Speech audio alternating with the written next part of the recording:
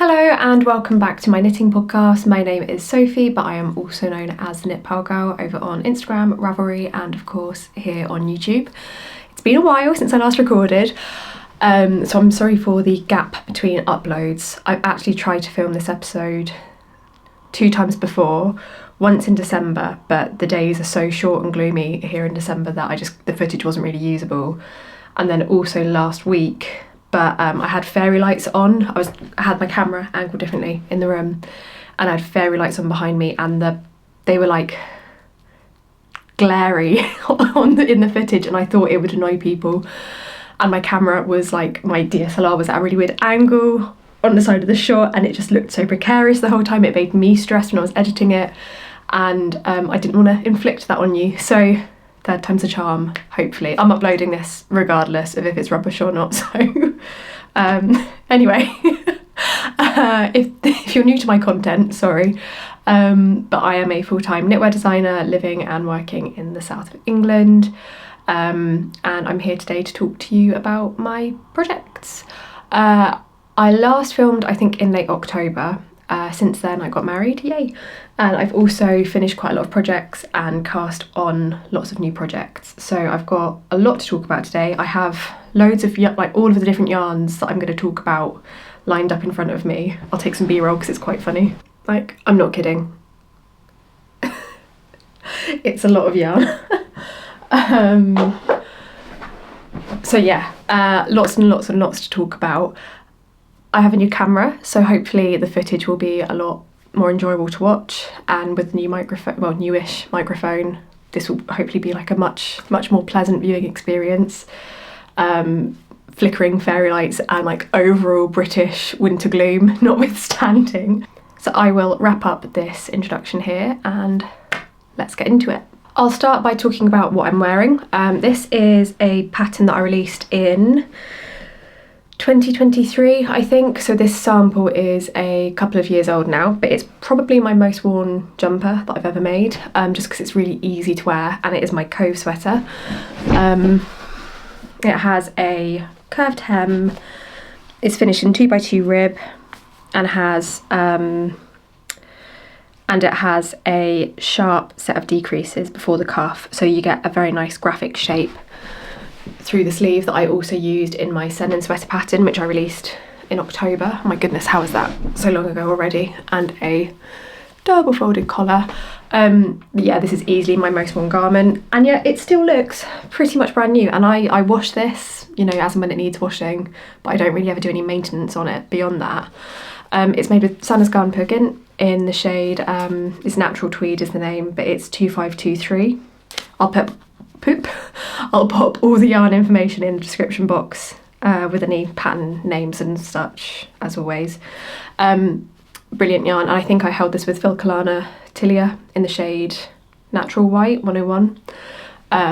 When I first made this, I was a bit disappointed with the colour, because I've got obviously very kind of yellow blonde hair, and my undertones are quite yellow as well in my skin, and I find that anything that is too creamy white doesn't really suit me. So I thought, ooh, when I finished it, like, how much was I actually going to wear it? I didn't find it was very flattering, but I needn't have worried because I wear it all the time. It's like my go-to. It's cold, I don't want to think about what I'm wearing, chuck it on with some jeans, peace. So yeah, love that for me. I also have it in a bright orange red, made with Sandnes Garn Double Sunday and knitting for Olive Silk Mohair. And I wear that one less, but I really like it in the spring over a dress. Yeah, so Cove Sweater in action today. Enough about that. Let's talk some finished objects. I've got 6 to talk about today. 2 of them are the same pattern, the rest are all different. I think I've got 6. Yeah, 6. Here they are all together. It's a very cohesive palette, if I may say so myself. They all go together quite nicely. Here they are. Let's start with the most recent, which is this one. So this is called the Marie Sweater, but modified to be a t-shirt. I'll have some B-roll of me trying it on throughout, like, as I talk about these finished objects. So if you have watched my previous episodes, I think in the second one I uploaded of this kind of new attempt at doing podcasts, I spoke about how I like to occasionally get a bunch of ideas that are running around in my brain out onto paper, and I just draw them up, and it makes life a lot easier. And one of them was for a striped button-up raglan jumper with like a high collar, and I still want to make that, but for the yarn that I had in stash originally to make the sweater version of this is the Marie sweater as a sweater, I wanted to do a contiguous shoulder, because that is my current favourite construction, just because I find it really engaging, because the steps change quite a lot and it's quite fun. So yeah, that's how this came to be. I will, like I say, go back and do a button-up raglan. I have the yarn ready to go, I have the idea ready to go. I just need to finish a couple more projects really, and then I can start thinking about sweaters for next autumn. Well, goodness, at this point, I don't know. more ideas and time. But that's okay. So yeah, this is the sweater and this is the t-shirt. The only difference is making the sleeves shorter. That's it. For the sweater, I used RiverKnits UK Nene in the shade Unterwasserwelt, Underwater World, held with, along with it, Anna Silk Mohair in the shade Royal, and that's what they look like individually. And knitted up, you get this really lovely, subtle bit of heathering, lovely kind of royal blue. And then I used Nene in the shade Bar, which is the neutral colour, held with, again, the Filcolana Tilia in the shade 101 Natural White that I actually had left over from this garment, so that was very useful. I like it when that happens. That's why I hoard my scraps. And then for the t-shirt, I've used Isager Palet and Trio 1 in the shades Linen, and then I want to say that's navy blue and that's ink in Trio 2, I think, but it might be the other way around. It'll all be down below. And both are really lovely combinations. I haven't actually worn either of these yet, because I'm trying to keep the sweater in pristine condition for better photos. And it's January in Britain. I'm not wearing the t-shirt yet. It's not happening. Like, be real. But let me show you some of the details. I think it's probably a bit easier to show you on the t-shirt, but the left shoulder is inspired by a Breton style mariniere t-shirt kind of thing. I bought a second-hand one on Vinted from Suzanne, because of course I did. It's me. I'm very predictable with my shopping habits, and I really wanted to try and interpret the same concept into knitting, and that's what I came up with. And the name Marie comes from the 12th century writer Marie de France, who was the figure who got me interested in medieval history in my first year of undergraduate. I'm an ex-medieval historian, for context. So yeah, that is how the shoulder detail looks on the sweater. And yeah, fully functional buttons, very fun to knit. I had a lot of fun coming up with the construction and making the choices about how best to do the button placket. Like, did I want it to be in double knitting? And I thought no, because then you'd end up with like 3 or 4 layers of fabric on your left shoulder, and you'd look kind of wonky, and I didn't think that would go down super well. As you can see, for the sweater version, I only put stripes through the body and sleeves, so I worked the yoke entirely in the blue and then introduced the stripes later on. Whereas for the t-shirt, I popped the stripes all over for a more graphic look, and I really like both. And in the pattern, oh my goodness, the maths took me so long to do. I've worked out roughly how much yarn I expect you would need for long sleeve all in one colour, short sleeve all in one colour, long sleeve stripes, sleeve and body only, short sleeve stripes and body only, and then long sleeve all over stripes, short sleeve all over stripes. So there's 6 different sets of yardages, which was really, really, really fun to do. I say that, it actually kind of was fun, but it took me a whole day because I'm not very good at working out yardage. So it was fun. So these are currently in testing. I think the testnet started yesterday, and the pattern will be released in early April. So that'll be good. I thought it was a nice project to release around that, nice pattern to release for that time of year, because certainly where I live, you do still need like a lightweight jumper through the spring and early summer, but it's nice to have the t-shirt option too for something a bit more seasonally appropriate in theory, if not in practice.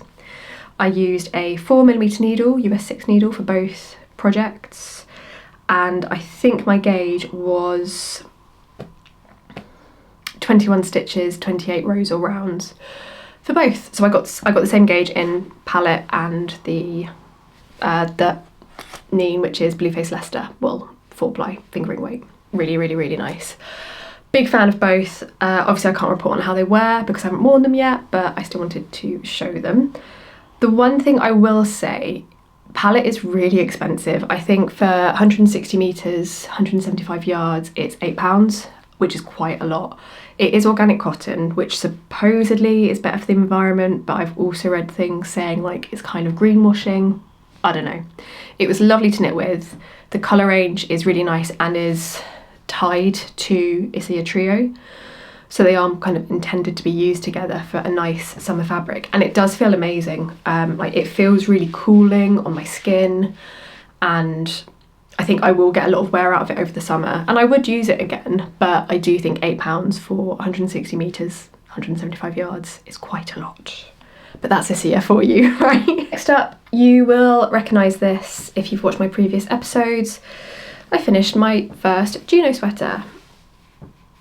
Not the easiest to show. If I lean back, there she is. So this is knit with more Isager. Just going to say up front, this is a very Gepard and Isager heavy episode. I just really like them at the moment. None of this yarn was gifted or anything. I bought this all myself, but I like what I like. What can I say? It's also like very like sky blue heavy because it's my favourite colour. So yeah, this is Isager Tweed in the shade Topaz, and it is a really beautiful, beautiful yarn. 100% wool with lovely flecks of tweed, as the name suggests, in beige, white, different shades of blue, and I got one purple fleck in one of the sleeves, which was a big moment as I was making that sleeve. I got very excited, and I held that with Isager Silk Mohair. Can't remember the shade name, it will be down below.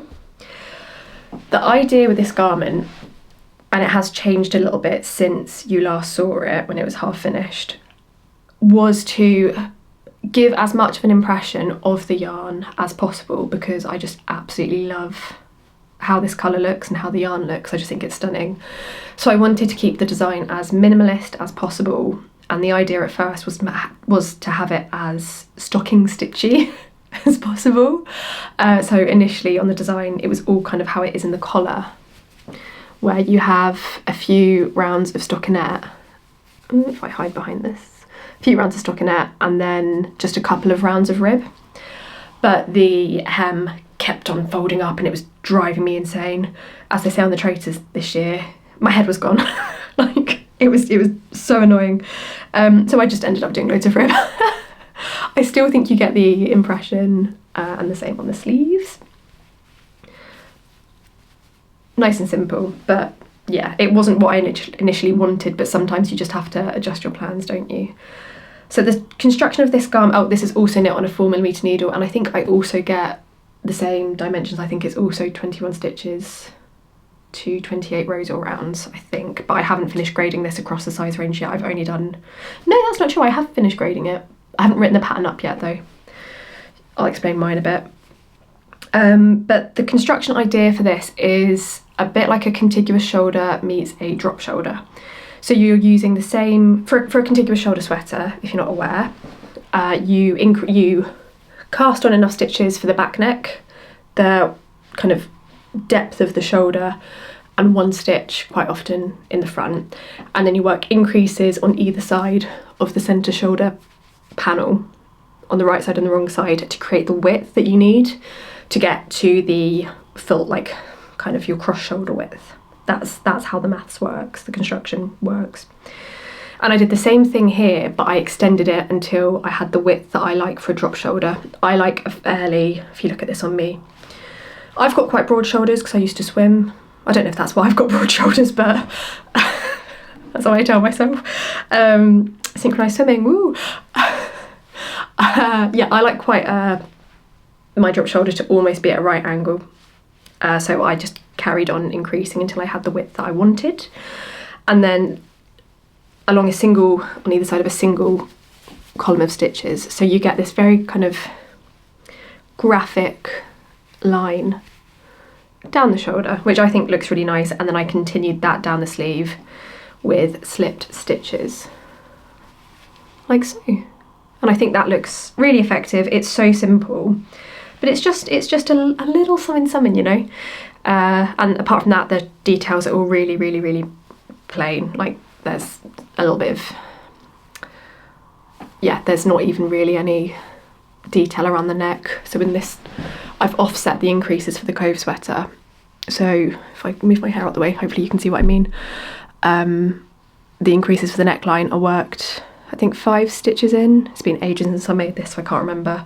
Whereas this, there's only 2 stitches between the edge of the row and the increases, and obviously you pick up one of those stitches to form the collar, if that makes sense. It probably doesn't, I'm sorry if it doesn't.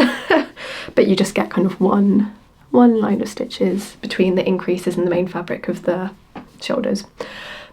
I'm really sorry, that might not have made any sense, but in my head I don't know how better to explain it, sorry. But yeah, I am still working on the chunky version of that, and I will talk about that in the works in progress section of this video. But yeah, I'm hoping to have this ready for testing pretty soon. As soon as I've got the chunky version done, I'm ready to go. Like I said, I have graded both, but I do need to check the grading and just revise it as needed. And I just need to write the pattern, but I think that it should be quite simple to write up because there isn't that much to it. Like you don't have to pick up any stitches for the shoulders and the front panel like you do for a traditional drop shoulder. It's kind of all, the yoke is kind of all worked in one up to about here, and then you work the length of the back, work the length of the front, or whatever's, I can't remember which one I did first actually. I think it might be the front. Doesn't really matter. It's all good. So yeah, Juno Sweater. More information on this later. Okay, next up we have the sweater that I referred to as my wedding sweater in the previous podcast, but is now called the Luz Sweater. I didn't end up wearing it to the wedding because I didn't need it, because I had an adrenaline and a champagne jacket on, so I did not feel the cold at all. And actually it was quite a sunny day, so yeah, it all worked out. But this is now finished, and this is what it looks like. Up close, there are lots of small details. I'm hoping the camera will pick up a lot better than my old one did. The cuff detail. So this is made with Gepard Wild Soft in the shade 101, I think. Like they're kind of white. And then knitting for Olive Soft Silk Mohair in the shade Putty, which is now called Limestone. They've changed some of the names about to kind of make everything more internally consistent. That was hard to say. Internally consistent across the range. And these have quite different undertones. So this is a very yellow natural white, and this is much more cool toned, and together they kind of cancel each other out a little bit, and you do get a much more, still I think quite a warm toned white, still quite yellow, but less so. So I have worn this quite a bit. I wore it quite a lot in December and through the end of November, but it's actually been a bit too cold to wear this whilst it's been, you know, proper wintry here. But I'm very excited to wear this again in the spring. Gepard Wild Soft is 40% tussar silk, 60% merino wool. So it is going to be a nice summer fibre because the merino wool will be quite breathable, and then the silk obviously is quite lightweight and just very, very pretty. Probably if you live in a really, really warm, humid climate, it won't work for you, but if you're in Northern Europe, like I am, gonna be great. Really, really nice yarn to use as well. I've had some in stash for yonks, like for absolutely ages in, this is the shade, what is that shade, 006? I think that's what that says. That's a bad print.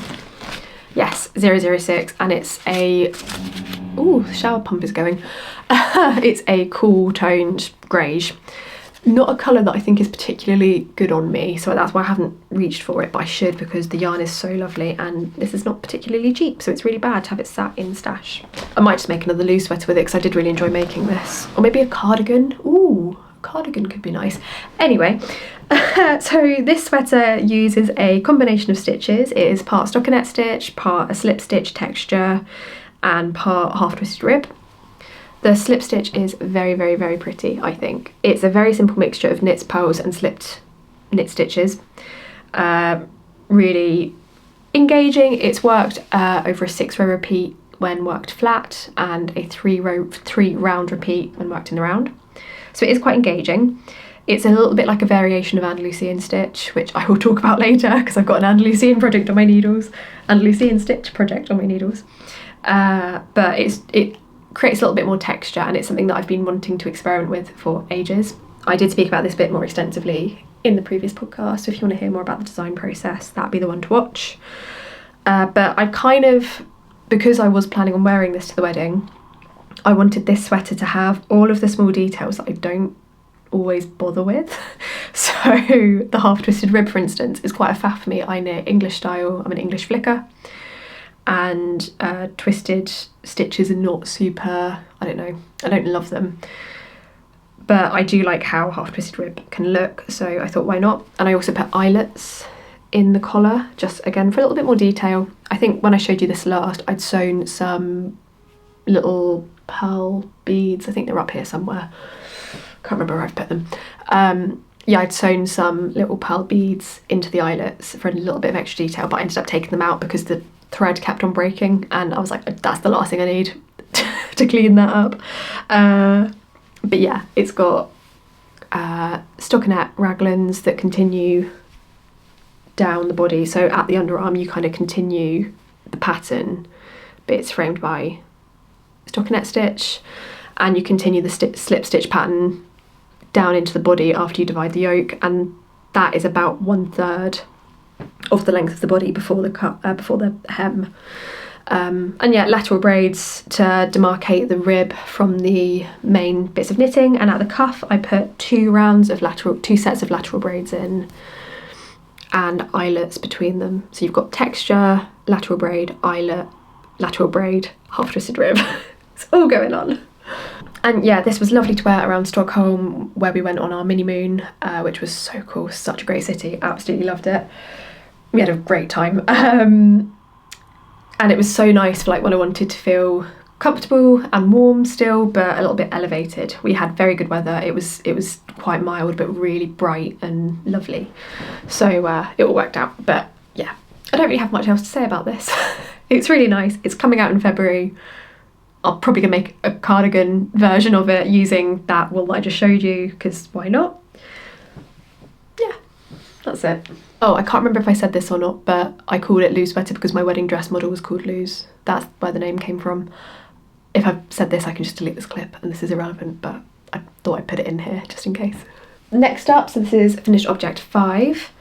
This is a pattern that's also just gone into testing, and it's called the Hannah Slipover, and it's a stripy little number. Been really enjoying stripes lately. I haven't knit anything with stripes since I did my Farnham tee like 2 and a bit years ago, I think. It was ages ago. Maybe a year and a bit. Doesn't matter.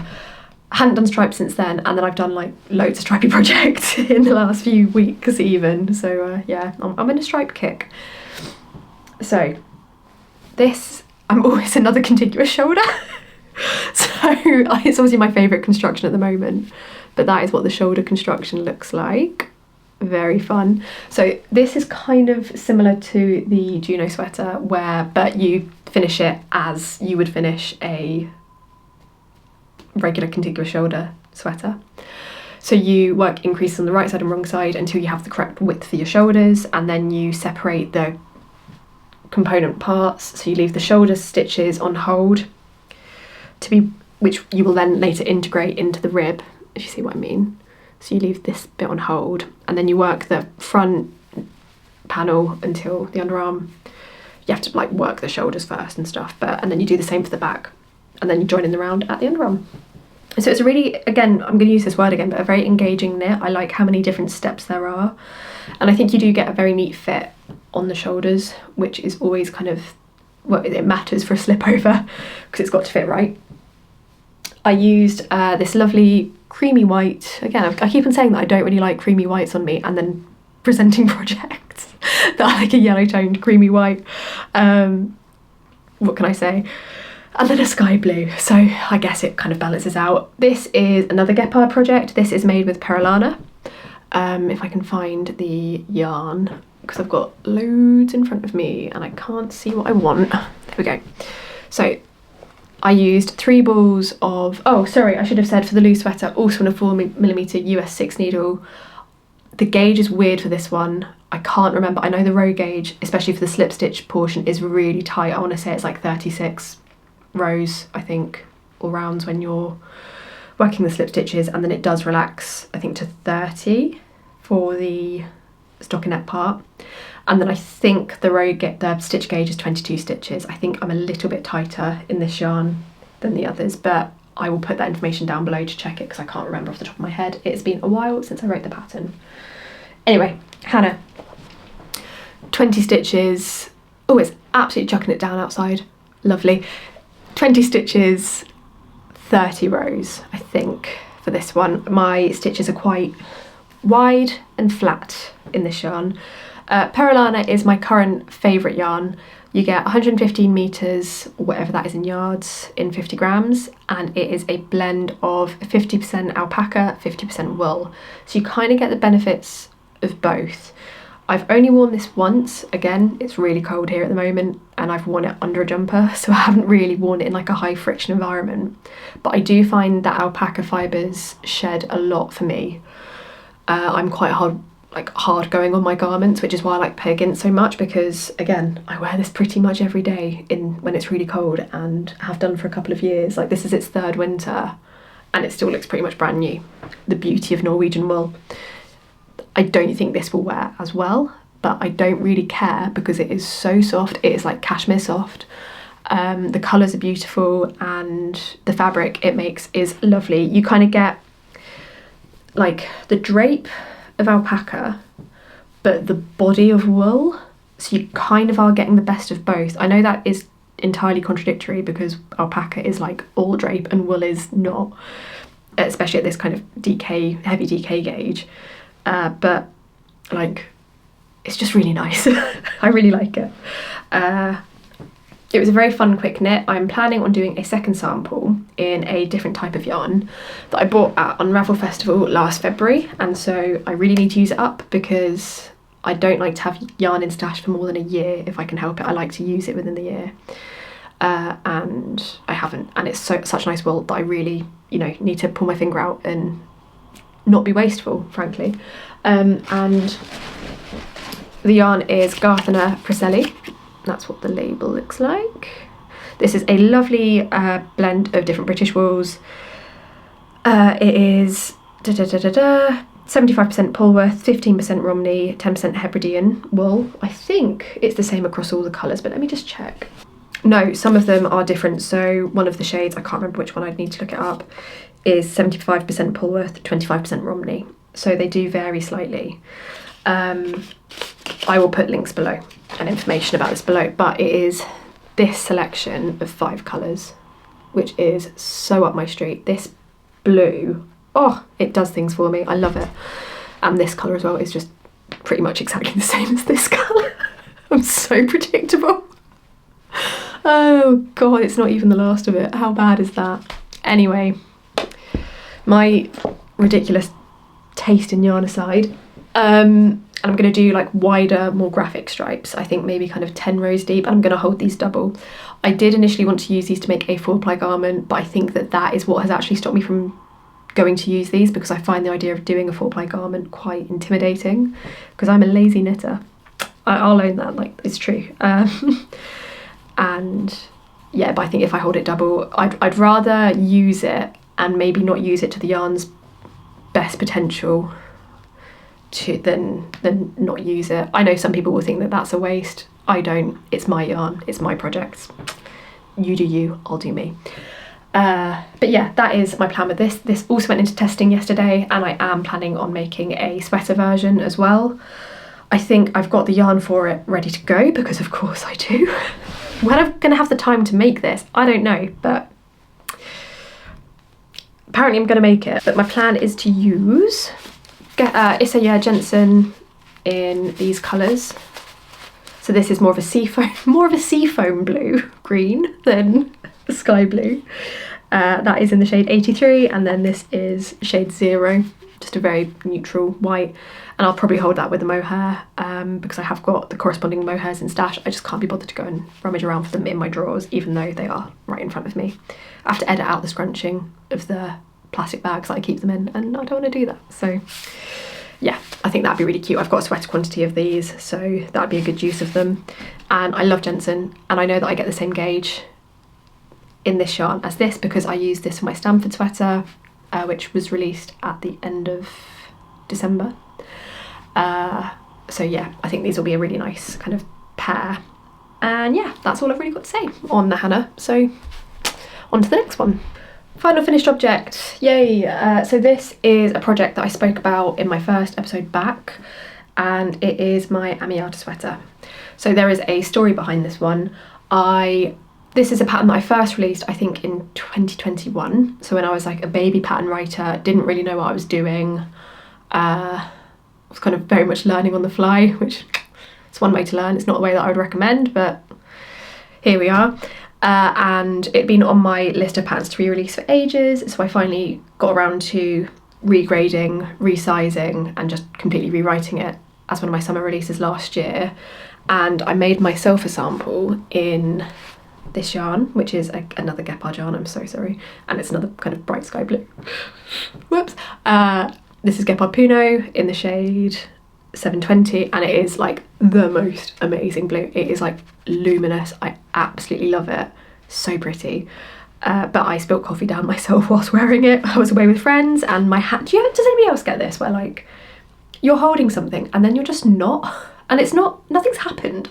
My hands are very irritating, because I really love that jumper, and I can still wear it. I sleep in it now because there's the coffee stain still, which I just couldn't get out, and then I tried to over dye it to a navy blue and it just didn't work. And it's kind of like, if you've ever used like stain remover on knitwear, do you know what I mean? If I say it goes quite dry, it denatures the wool a little bit, I think.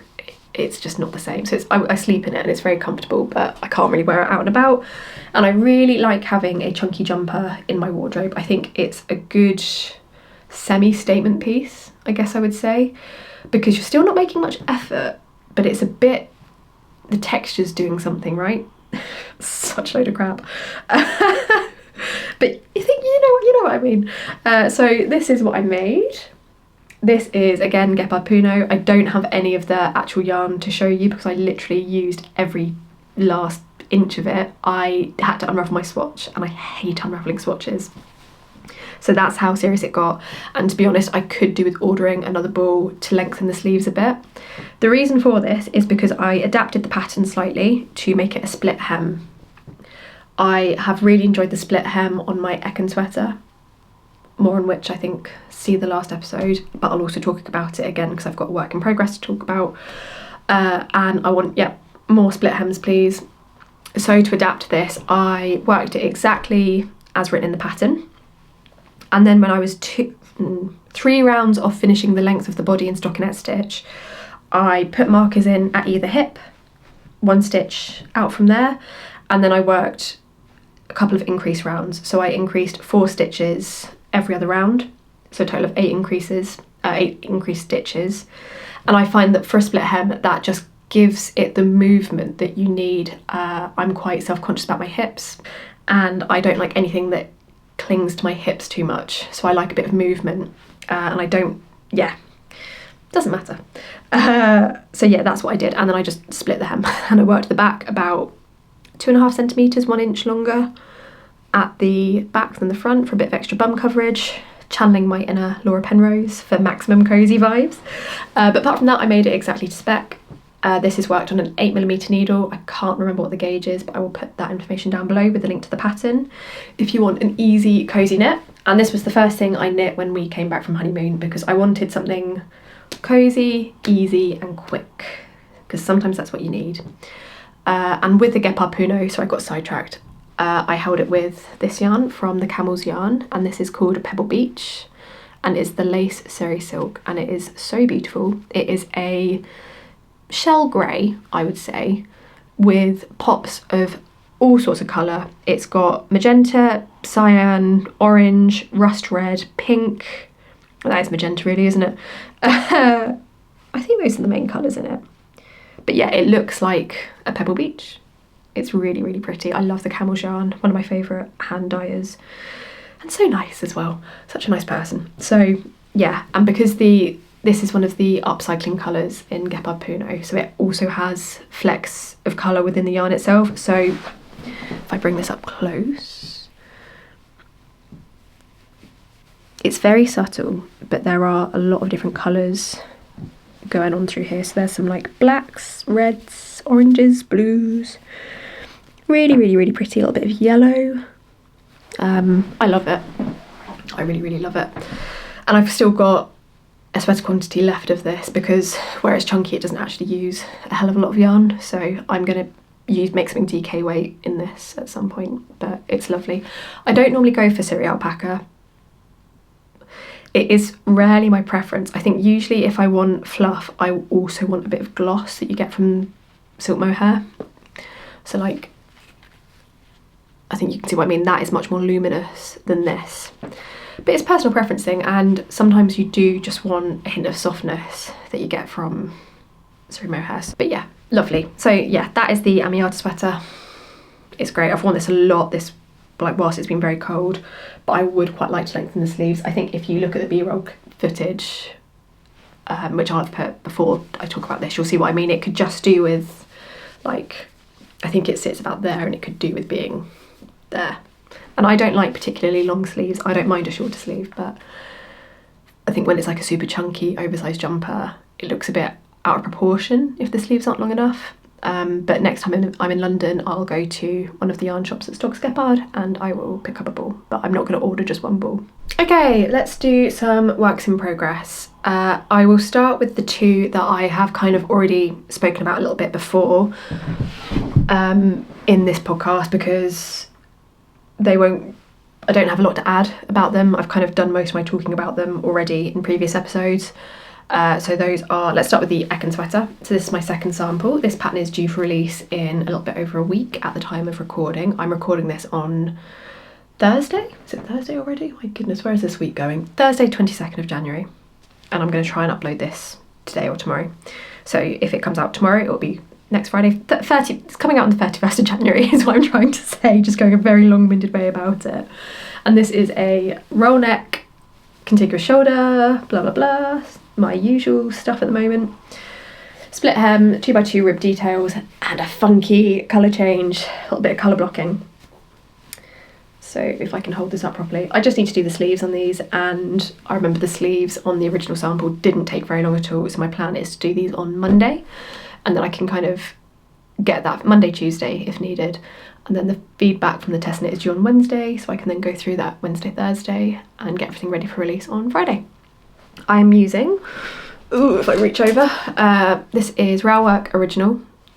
Can't remember the shade names, I will put them in the notes below.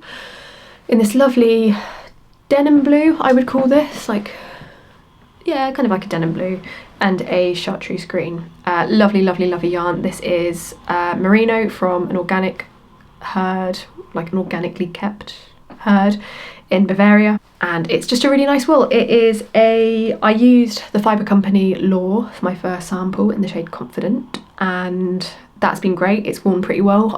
That's been one of the jumpers I've had on rotation. It's been Amata, Cove and Grey Eken, which you can see on my shelf behind me, but probably not really because it's dark. But yeah, this is very similar specs. It's also woolen spun, I believe, and it's just lovely. I'm expecting this to wear very well too, because I think Railwork is a very good brand. So yeah, that's this. Not a lot to add. When the pattern is released, I will put it on the community tab on my page. Happy days. So that's that one done. And then the other one that I've already sort of talked about is my Juno Sweater Chunky. So these will all be part of the same pattern. Both sets of stitch counts will be given. And I just need to figure out how I'm going to present that, but I want it all to be one pattern. The thinking behind the name of this, so I was listening to a lot of Sabrina Carpenter's album whilst I was casting this project on, and the song Juno is obviously on that album, and the lyric "one of me is cute but two though" was what kind of inspired the name, because I was like, oh, two versions of the same thing. Ah, there we go. So I know that Juno isn't really to do with twins, but I don't know. There was something in my brain at the time that made sense. I can't account for it. But this is what the chunky version looks like. It is exactly the same, it's just at a different gauge. So I've done the same depth of rib, same number of rounds for the collar, I think, same depth at least. And I'm just working on the first sleeve. So this is made with Eken Pure Tweed, shade name will be down below, and Isager Silk Mohair in shade 1, I think, or like 101. There, again, it's the cool toned natural white. And this tweed yarn is so amazing. Like, oh, it's so pretty. Again, there's kind of cyan, yellow, orange, red, hot pink, a little bit of purple, a little bit of pink throughout on a cool toned white. It is just so pretty. Lovely to knit with. Smells nice and sheepy. I strongly suspect that it is the same supplier as Isager Tweed, because some of the shades in the photos look identical to me, but I might be wrong.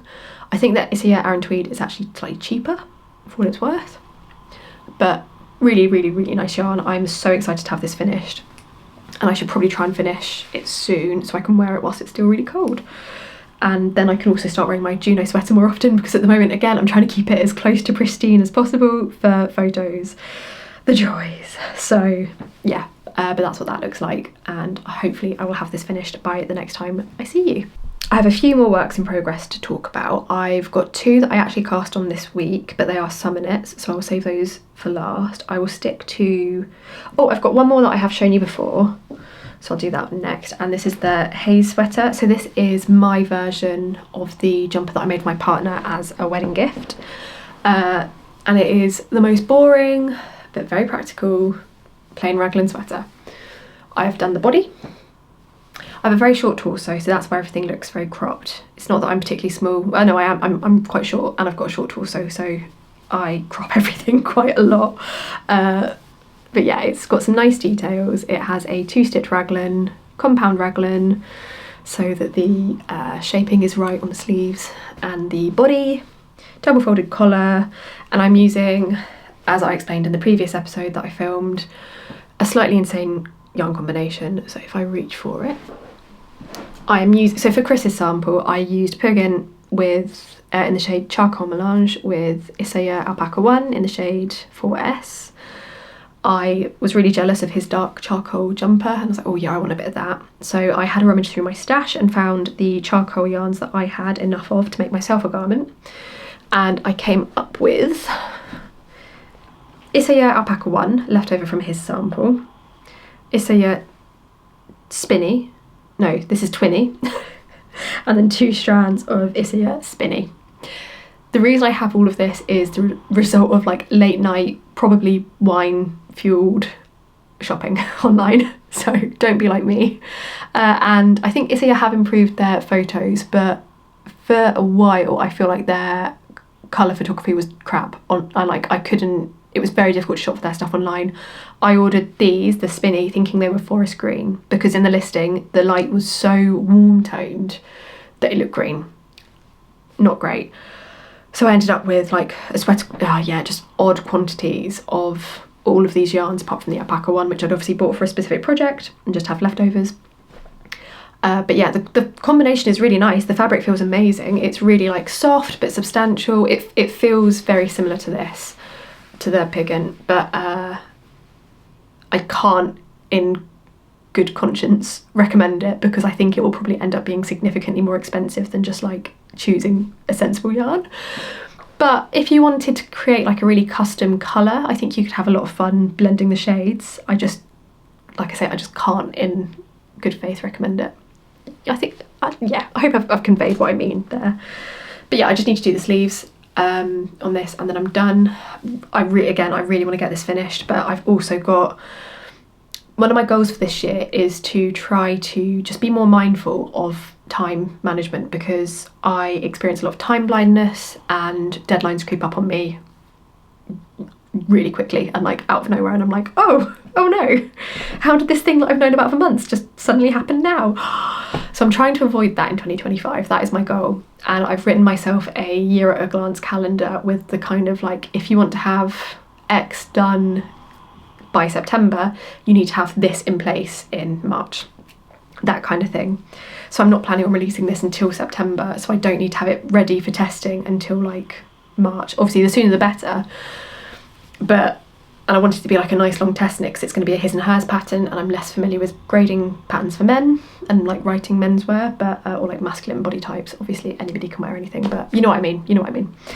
All about getting the right fit for different kind of people. But yeah, I hope this makes sense. Sorry, I've gone a proper ramble there.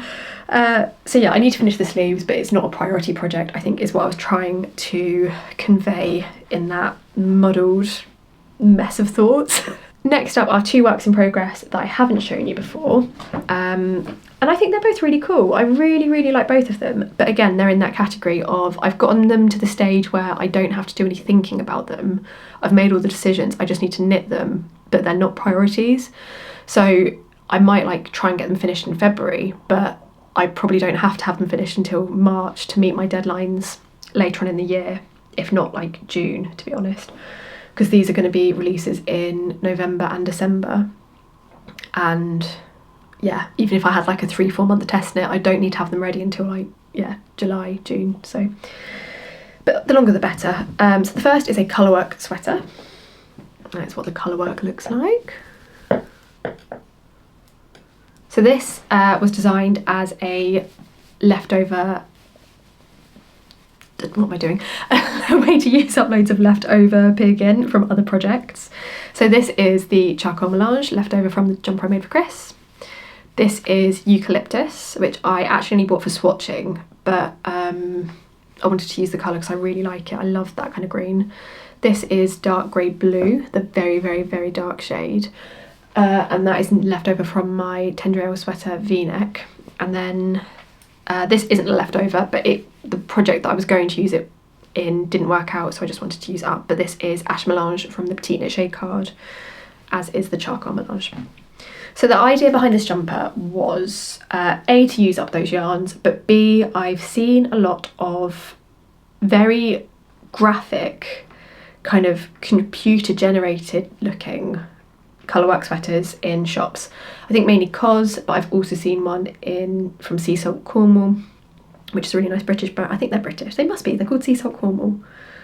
It's a high street chain, and a few other places. And I wanted to interpret that in hand knitting, and this is what I came up with. Really funky. Funky. Oh no, that's not a good word. It was fun to knit. Every round is a little bit different. And I think I'm really pleased with the results. I think it might be a bit like Marmite, and I think you'll either really like it or be like, ugh, too unstructured, but I like it, and I'm the one, again, who has to wear it, so that's my problem, isn't it? But yeah, it was very fun to knit. I kind of wanted it to look like, and this is a very indicative reference from when I grew up, or a reference very indicative of when I grew up, rather. If you took the spray paint can on Microsoft Paint and just like went shh across the screen, that was what I wanted it to look like, and I think I've kind of achieved that. Yeah, it's very fun. I've only got about maybe 10 centimetres more of the body to do, and then I can do the rib, and then I can put the sleeves on, and that's it. And because it's a circular yoke, it should be quite easy to grade.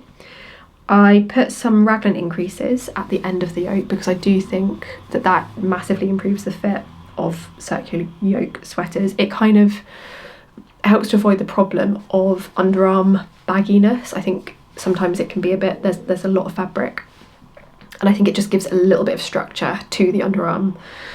So yeah, that's that. I haven't got a name for this yet. If anybody has any suggestions, I would gratefully take them.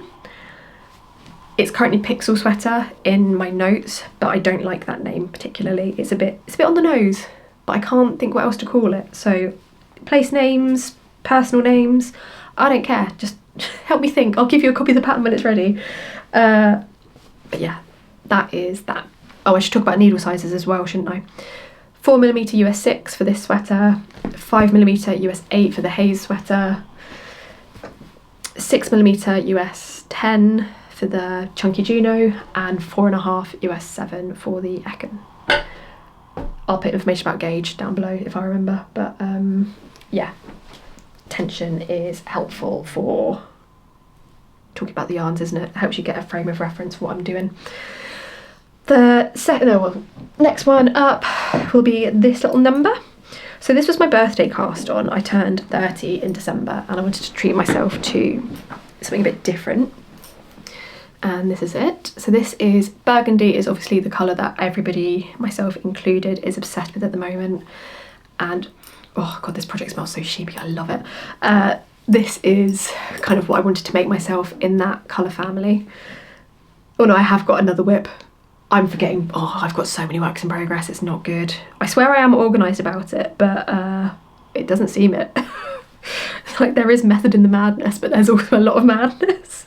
So this is an all-over cable project. Again, worked on a 4mm needle, because that is my kind of preference at the moment. And it has lovely cables. These are cables worked over 8 rounds, but you alternate when you're cabling every other column of stitches, if that makes sense. That's what the fabric looks like. It looks slightly deeper in real life than how it's coming up on my viewfinder, but I'm filming right in front of my window, so that might be why. I'm using John Arbon Textiles Harvest Hues 4-ply in the shade Elder, and that is coming up quite accurately, I think, and this is the most stunning colour. So I love John Arbon Textiles. They are just such a nice brand. They're everything that's kind of right about the industry, I think. It's a blend of 33% Blueface Leicester, 33% Falklands Merino and 33% Swarbles. So you get depth of colour, softness and sheen. It is just perfect. And I'm holding that with Isager Alpaca 1 in the shade 36, just to introduce a bit of plumminess into the colour. A bit more warmth, I would say, and to bulk the fibre out a little bit, because again, 4-ply scares me, and I didn't want it to be a DK weight garment. I didn't want to use the weight of yarn up, because I think that also comes in Aran weight, but I wanted it to be this kind of fabric. Loving it. Again, this is a project that I haven't worked on for about a month and a half, but I'm really looking forward to getting back into it because I just think it's dreamy. The maths was really fun to work out for this one. Like on my whiteboard on this wall, I've got a diagram like trying to map out the cables, and it was a whole thing. I had to make several stitch fiddle charts just to kind of get the mental maths going. But yeah, again, I don't have a name for this one, but I don't know, something will come up. I'm looking forward to having it done. I think it's going to be a really staple piece in my wardrobe. I don't tend to like knitting cables that much because I find them quite faffy, but God, they are very satisfying. And it's a bit like working stripes, isn't it? Because you're like, oh, I'll just do one more set. I'll just do one more set. I'll just do one more set. And because you're doing a cable every 4th round or row, it's quite, yeah, you can end up accidentally knitting quite a lot in one session without really intending to, which is nice. So yeah, those are those projects. Those are all the projects that kind of actually look like something. So actually, yeah, no, this is a good way to kind of organise the works in progress, because some of them are still very like formless. First on the formless works in progress session is the 4-ply Sandnes Sweater. Having said that 4-ply yarns scare me, diving straight into one. So I think I actually need to frock this. I think my gauge is wrong. I swatched for this obviously, and I was getting 25 stitches in 10 centimetres / 4 inches, and on this I'm getting like 21. So I think I've used the wrong needle, or maybe I just need to remeasure my gauge, and just I steam blocked this when I measured it, so maybe I just need to, I don't know, persevere. But it's worked up looking quite a lot bigger than I need it to be, so I think my gauge probably is wrong. But this is Marina Skewer Mendip 4-ply. Have I got any out to show you? No, I don't. Here we are. So that is what it looks like in the hank, and this is the shade Night on the cloudy base. So all of Marina's yarns come on 2 different bases. There is the kind of natural grey sheep wool, so that is the natural shade called sheep, and that is the actual colour of the wool, and then also on an off-white base. That is, so this is the DK weight version, but that's what the sunny base looks like. So cloudy, sunny. Both are really nice and it's so soft.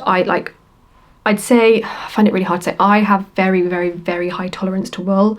I don't find any wool scratchy, even Icelandic wool I'm fine with. I'm very lucky on that front. To me, this is like almost cashmere soft. It is so, so, so nice. As is the John Arbon Textiles Harvest Hues that I've just shown you. But yeah, this is the shade Night, and it is a really, really pretty, deep kind of greyish, greenish blue. Really, really nice. I'm enjoying working with it loads. I just need to like I say, check that my tension is what it should be, because I don't think it is. As you can see, it is slightly variegated and just really pretty. Beautiful. I think I might have done that swatch on a 3mm needle, because even looking at this fabric, you can see it's like semi-sheer. You can see where my jumper is and stuff. So I think I've just used the wrong needle size. I think the maths is probably right. I've just been a bit of a silly Billy and was knitting on this whilst watching Traitors, which I obviously wasn't concentrating. So yeah, but I've made a start on the 4-ply Sandnes sweater. I was initially hoping to have this ready for February. That ain't happening at the moment. If anything, it's going to be next February, but that's fine. It probably won't be. It'll be like, I'm aiming for September. And based on how quick this was to knit up, I don't think it'll actually be a problem. But yeah, that is my update on the 4-ply Sandnes. It is happening, just slowly and possibly with a full start. But it's, you know, sometimes we all make mistakes. It's fine. Mistakes happen. And then finally, well, no, not finally, but the next semi-formless work in progress is this cardigan project.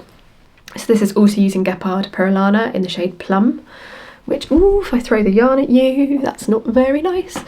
That's what this colour looks like. If I grab a ball, fresh ball, that is what it looks like. It is a very pretty colour, very multi-dimensional, and it has, it's just a really nice yarn. I really, really like Purl. So this is the Andalusian stitch project I was referring to earlier, and I've been wanting to revisit this stitch for a long time. Probably my first like 10 designs were all made in Andalusian stitch. So it's nice to revisit it with all of the knowledge I've gained since 2020 when I started working on producing knitting patterns. And I'm doing a drop shoulder cardigan because I have a desperate lack of cardigans. It sounds ridiculous to say that I need something when I have so many jumpers, but I actually don't have very many cardigans that I can wear easily, and I just wanted something quite neutral. I don't know if this is my best colour, to be honest, but I don't really care because I really like it. And it is all over Andalusian stitch with stockinette details, so like the edge of this like yoke is worked in stockinette stitch, and I'm carrying that down the body. I'm going to try and do the sleeve next, so I've got a sense of how everything sits, but I've applied the first part of the collar, and then I'll do the rest when I finish the length of the body, so I can do the button bands. And kind of, again, I like doing cardigans because there is kind of like a very clear step-by-step process. I mean, obviously that's true of any knitting pattern, but like, do you know what I mean? Does that make sense to you as well? I don't know. But yeah, not a lot to say about this yet because it doesn't really look like much at the moment, but I think it will be really, really nice, and I'm looking forward to having it done. Realistically, this is now a pattern for 2026, so yay. So this, I mean, I've got two, it's a bad thing to complain about because it's good, having ideas is good, but at the same time, a bit of a nuisance because it's just not enough hours in the day. Okay, we're on the home stretch now, nearly done. I've got 2 more things to talk about. Let me grab them. So these are 2 projects that I've cast on this week, and they are both summer knits, because what I need to be thinking about now is summer projects. I've got everything lined up through to April, but I don't have anything, I don't have a release for end of April, so that's what I need to be working on next. And I think I'm going to make it this project, which again doesn't look like much at all. So this is going to be a summer sweater. It's going to have it's a circular yoke. I've done the first kind of 3 sets of increases, I think. And it's going to have stripes through the body and the sleeves. I'm using Knitting for Olive Pure Silk in the shade Ivory, which is a true bright white. And I'm holding that, so I'm going to be using that with Cardamom, which is a lovely, how to describe this colour? I mean, it's the colour of cardamom, like, it's a very accurate name. It is a light khaki or a green toned beige, dark beige, I would say. I really like it. I think it's a very, very beautiful shade.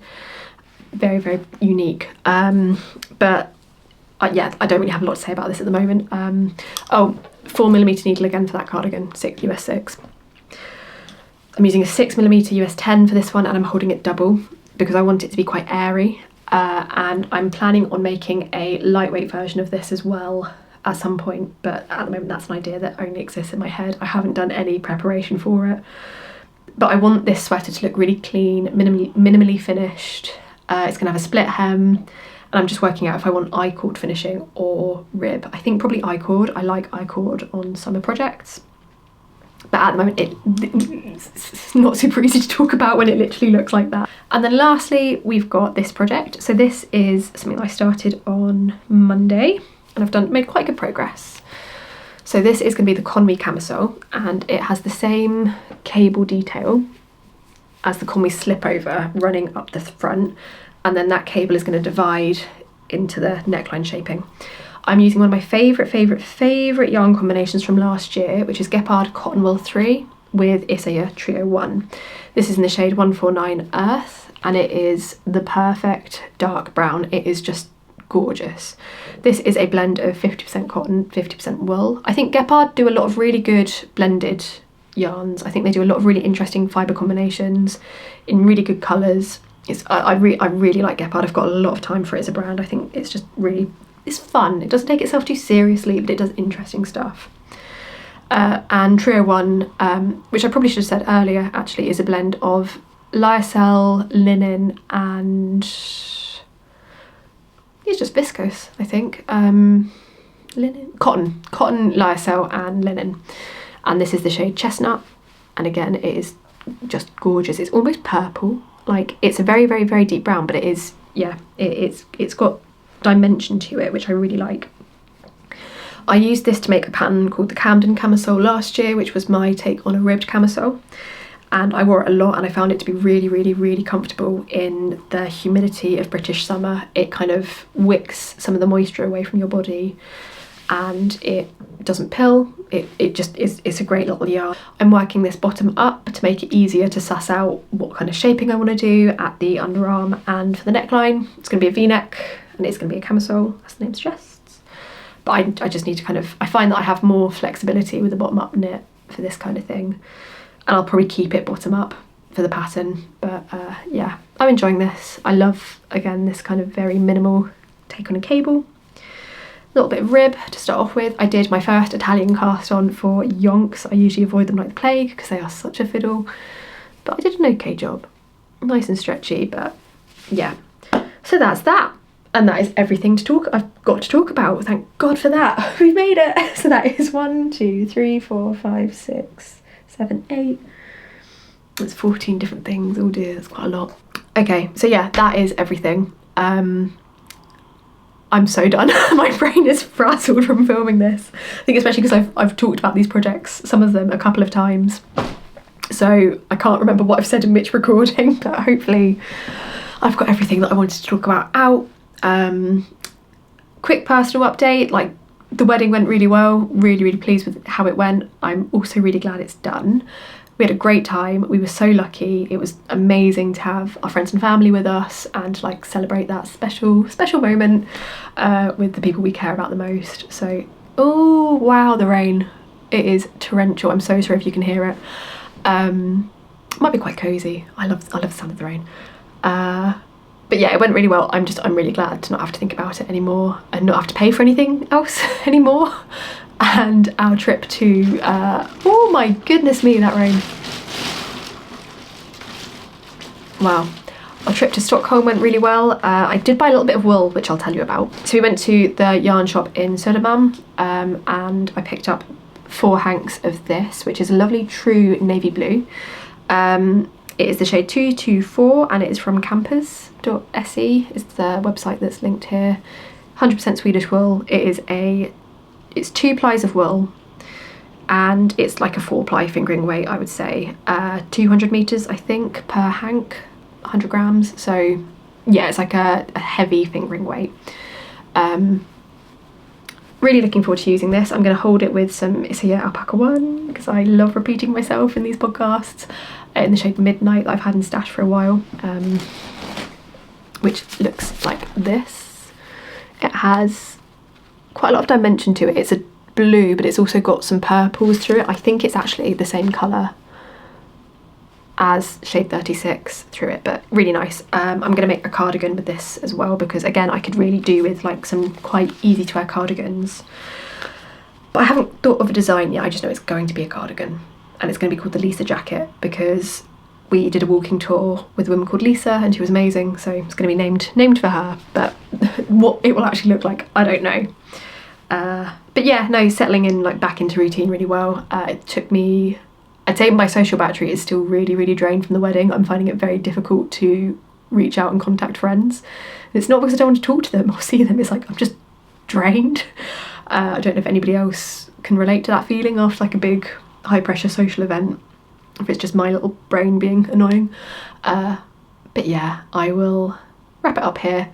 Oh, well, I'll have put some photos of the wedding before this, so because people did ask before. There's a picture with the knitters because it was a good knitting turnout. But yeah, I will love you and leave you at that. Thank you so much for watching. This has been a long one. Thanks for coming through it with me, and I hope you found it interesting. If you've got any questions or comments, let me know below and I'll try to get back to you. But yeah, take care and I will talk to you soon. Bye. Okay, this is like the most immensely typical British winter thing ever. I've just finished filming. It was, when I say I couldn't see like 2 meters outside the house, it was that heavy rain. And now, like, lovely sunshine. So typical.